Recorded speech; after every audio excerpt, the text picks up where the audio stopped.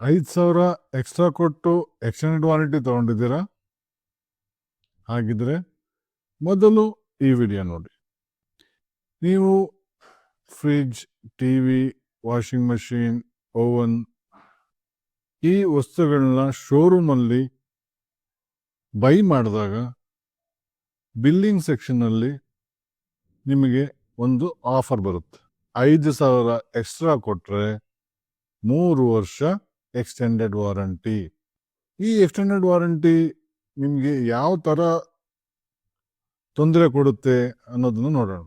ಆದರೆ ಸ್ನೇಹಿತರೆ, ಒಂದು ವಿಷಯ ಗಮನದಲ್ಲಿರಲಿ, ನಾನು ಹೇಳ್ತಾ ಇರೋ ಈ ಎಕ್ಸ್ಟೆಂಡೆಡ್ ವಾರಂಟಿ ಎಲ್ಲದರಲ್ಲೂ ತಪ್ಪು ಅಂತ ನಾನು ಹೇಳ್ತಾ ಇಲ್ಲ.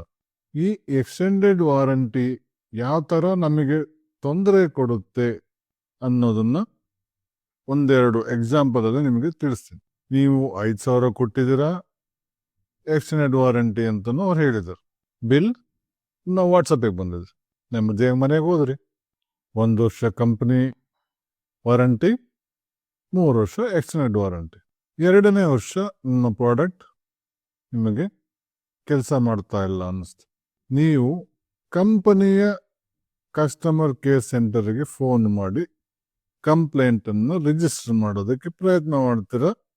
ಮತ್ತೆ ಹೇಳ್ತೀರಾ ಎಕ್ಸ್ಟೆಂಡೆಡ್ ವಾರಂಟಿ ಇದೆ, ಅದಕ್ಕೆ ಕಳಿಸಿಕೊಡಿ ನಿಮ್ಮ ಸರ್ವಿಸ್ ಪರ್ಸನ್ನ ಅಂತ.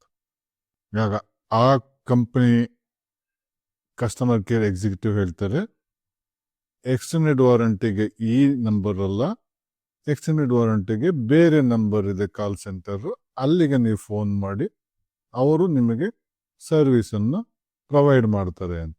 ನೀವು ಆ ಇನ್ನೊಂದು ನಂಬರ್ಗೂ ಕೂಡ ಕಾಲ್ ಮಾಡ್ತೀರ, ಅವರು ನಿಮ್ಮ ಕಂಪ್ಲೇಂಟನ್ನು ರಿಜಿಸ್ಟರ್ ಮಾಡ್ತಾರೆ. ಸರ್ವಿಸ್ ಪರ್ಸನ್ ಬರೋದು ಡಿಲೇ ಕೂಡ ಆಗಬಹುದು. ಆದರೆ ಬಂದಾಗ ಒಂದು ಶಾಕಿಂಗ್ ನ್ಯೂಸ್ ಅನ್ನು ಕೊಡ್ತಾನೆ, ಈ ಏನು ರಿಪೇರಿಗೆ ಬಂದಿದೆ ಇದು ಎಕ್ಸ್ಟೆಂಡೆಡ್ ವಾರಂಟಿನಲ್ಲಿ ಕವರ್ ಇಲ್ಲ. ಈ ಎಕ್ಸ್ಟೆಂಡೆಡ್ ವಾರಂಟಿ ಸರ್ವೀಸಿಗೆ ಮಾತ್ರ, ಸ್ಪೇರಿಗೆ ಇಲ್ಲ. ನೀವು ಈ ಎಕ್ಸ್ಟ್ರಾ ಅಮೌಂಟ್ ಕೊಟ್ಟು ಎಕ್ಸ್ಟೆಂಡೆಡ್ ವಾರಂಟಿ ತಗೋಬೇಕಾದಾಗ 3 ಕ್ವಶನ್ ಅನ್ನ ಕೇಳಿ ಅದರ ಬಗ್ಗೆ ಹೆಚ್ಚಿನ ಮಾಹಿತಿಯನ್ನು ಅವರಿಂದ ಪಡ್ಕೊಳ್ಳಿ. ಮೊದಲನೇದು ಕವರೇಜ್ ಡೀಟೇಲ್ಸ್. ಈ ಎಕ್ಸ್ಟೆಂಡೆಡ್ ವಾರಂಟಿನಲ್ಲಿ ಏನೇನು ಕವರೇಜ್ ಇದೆ, ಸರ್ವಿಸ್ ಮಾತ್ರನಾ, ಸ್ಪೇಸ್ ಕೂಡ ಇನ್ಕ್ಲೂಡೆಡ್? 2ನೇ ವಿವರ ನಮಗೆ ಬೇಕಾಗಿರೋದು ರಿಪ್ಲೇಸ್ಮೆಂಟ್ ವಾರಂಟಿನ ಅಥವಾ ರಿಪೇರ್ ವಾರಂಟಿನ.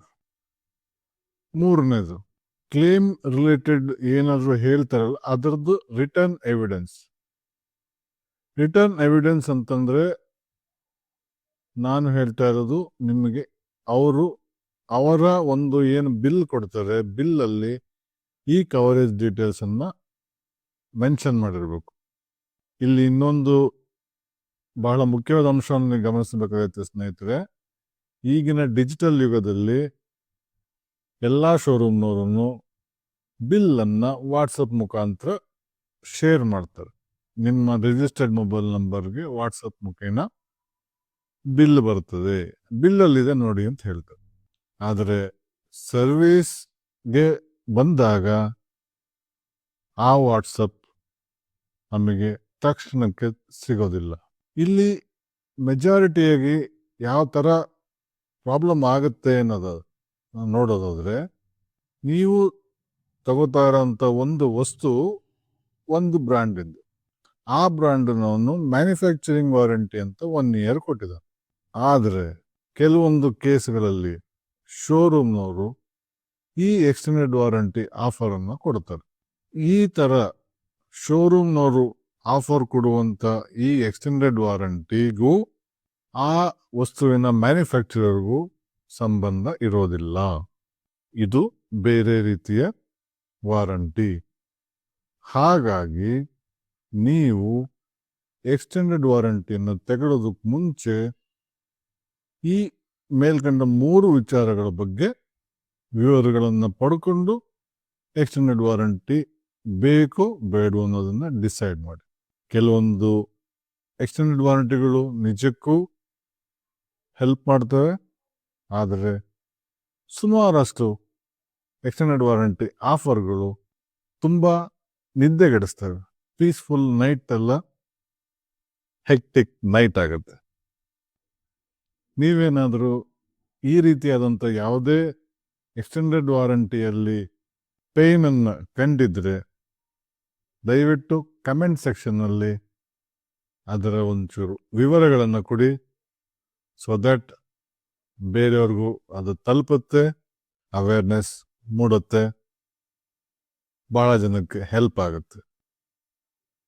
ಧನ್ಯವಾದ.